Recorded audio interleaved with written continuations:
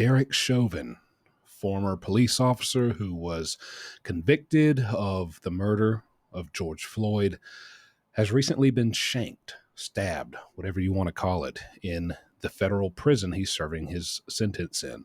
Now, I know I'm a day or two late to covering this topic, but I really wanted to see if any more information or details would be released over the weekend or even Monday, yesterday, but they haven't. They're staying pretty private about it, the prison, which doesn't really surprise me. Okay. If you're new here, if this is your first time tuning in, my name's Jumpsuit Pablo. I recently finished serving a 10-year prison sentence. So there's a couple things I wanted to weigh in on here. I'm sure most of you have heard about this happening, but if anyone hasn't, I'm just going to give a quick recap, fill you in on what the report says. Okay. And then there's a couple things I just want to talk about. I haven't seen anyone really mention these, just something to think about, food for thought. Also, real quick, I'm not here, on this video to get into the politics of, how anybody feels about Derek Chauvin or George Floyd or that whole situation. I'm just here to weigh in from the perspective of someone who's been to prison. So as far as what the report says, which honestly isn't much, okay, they're really not releasing a lot of details about this. Again, doesn't surprise me, but pretty much just updating us, Derek Chauvin has been stabbed by another inmate. They haven't said who that inmate is, probably won't, or if they do, it'll be a while. Didn't really give us much info or details about the current state of Derek Chauvin medically. They just said he's been seriously injured. Okay, so he is alive, but it sounds like he's hurt. He got messed up pretty bad.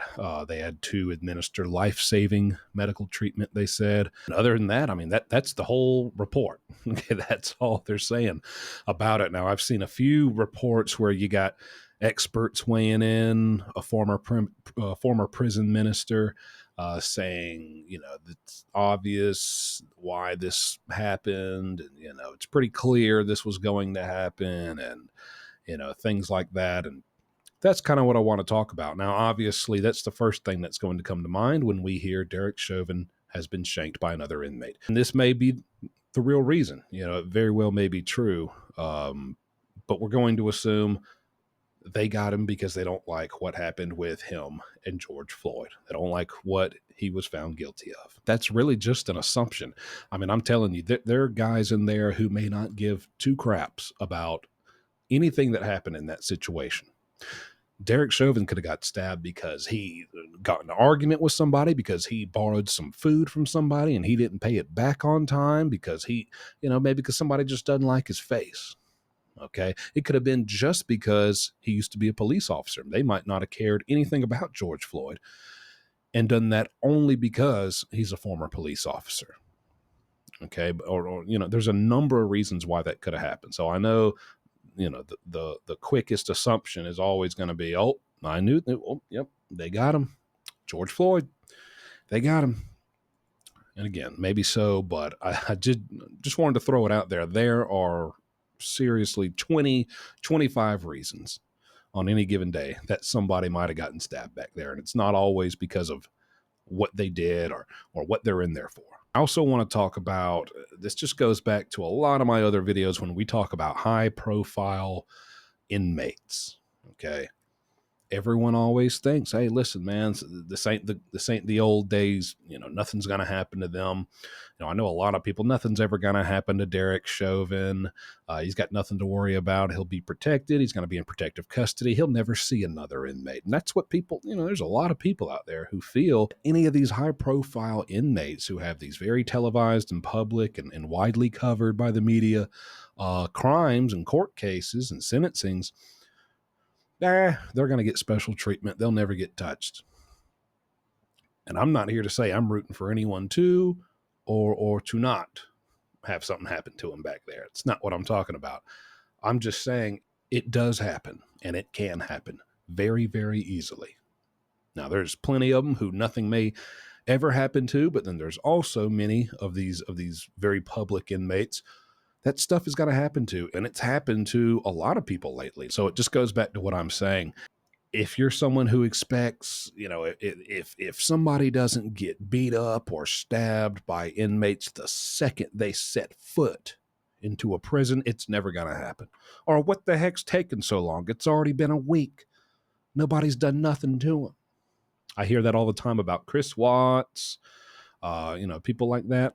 Well, what's going on with Chris Watts? Well, if that's true, then how come nothing's happened to Chris Watts?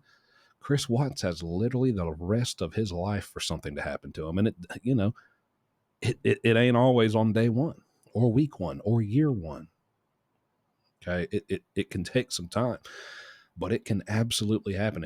If a former police officer, just a former police officer, let alone this highly televised, very well known international news, court case of this former police officer, if that guy is not just locked away in some hyper protective custody to where nothing, no one can ever lay a finger on him.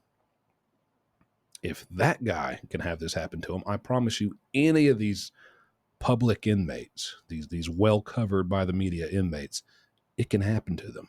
It may and it may not. I'm just saying, don't always write it off that, nothing's ever going to happen to them. Unfortunately, no one will ever get to them because, it's been covered by the media too much. They're too famous, infamous, whichever.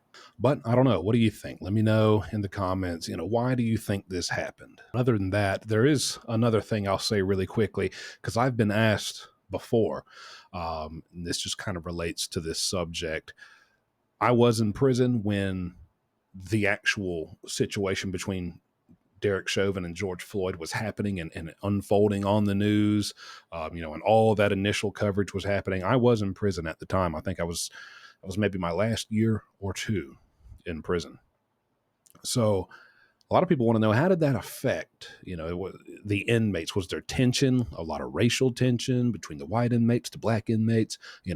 How did that go? And as far as my prison, I can only speak, to my prison experience, but in South Carolina State Prison, it didn't really, everyone was aware of it. I'll say that. All the inmates knew. They would watch on the news. We were all aware of it. But it didn't really cause, maybe a little bit, but I never really felt any racial tension, between white inmates and black inmates. I'd say there was more tension between inmates and the corrections officers. That's kind of where it intensified the tension and the feelings and emotions towards corrections officers. So I just wanted to throw that out there because I have had that question. But there's your update, and that's what I have to say about this. Thanks for watching, and I'll be back soon with another video.